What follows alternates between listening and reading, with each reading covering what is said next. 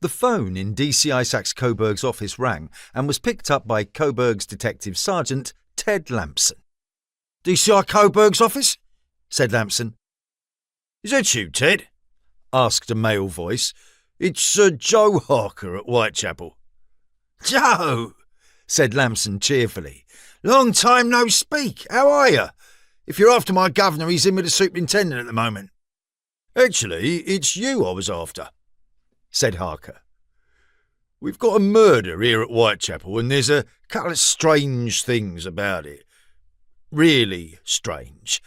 And knowing that Scotland Yard will be getting involved, I wanted to make sure we had the best people. That's why I'm calling. Flatterer, Lampson chuckled. Who is it? Who's been murdered? It's a woman. By all accounts, she was a prostitute. And what's so strange about it?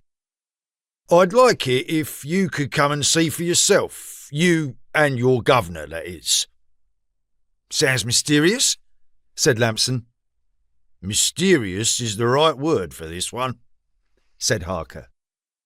We've left everything in place at the scene so you can see it just as it was found. And where is the scene? The old Whitechapel Road tube station, also known as St Mary's.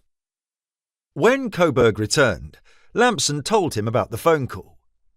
He didn't say what was particularly mysterious about the situation, asked Coburg.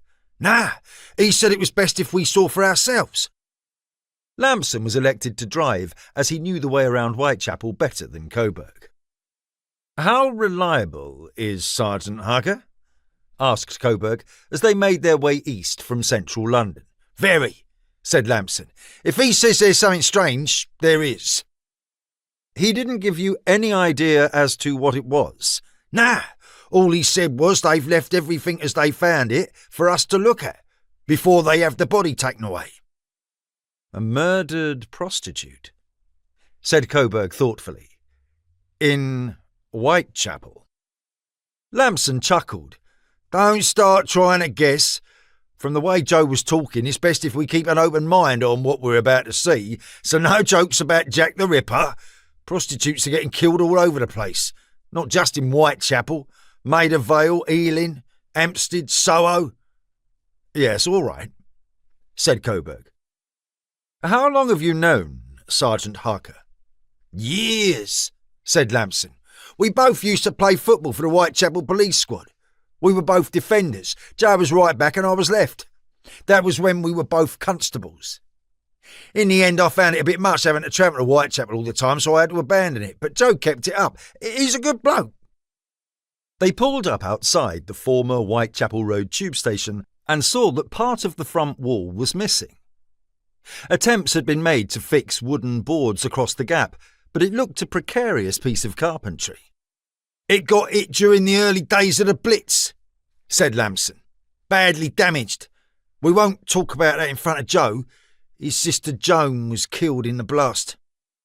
Lampson then went on to fill Coburg in on the recent history of the abandoned station. The station was closed in 1938. Before then, it was always a bit of an oddity. A lot of people used to confuse it with Whitechapel Station. When it was opened, it was known as St Mary's Whitechapel Road. The thing is, the station was very close to Whitechapel and Aldgate East tube stations. In fact, Aldgate East was only a couple of 100 yards from St Mary's Whitechapel Road, so it was decided to shut Whitechapel Road and let Aldgate East be the main station for the area. When the war began, the borough of Stepney leased the abandoned station from London Transport for use as an air raid shelter. Because the railway tracks were still in use, they bricked up the edges of the platforms to make the area safe for people sheltering in it. Joe's sister, Joan, was going in when the front of the old building was hit by a bomb, destroying part of it. Hence the boards that have been put up, said Coburg. Nah, the boards were put up after it was hit a second time, a couple of months later, wrecking the repair work that had been done the first time. Remember, this area, the whole of the East End, has suffered more from the bombing than most other areas of London.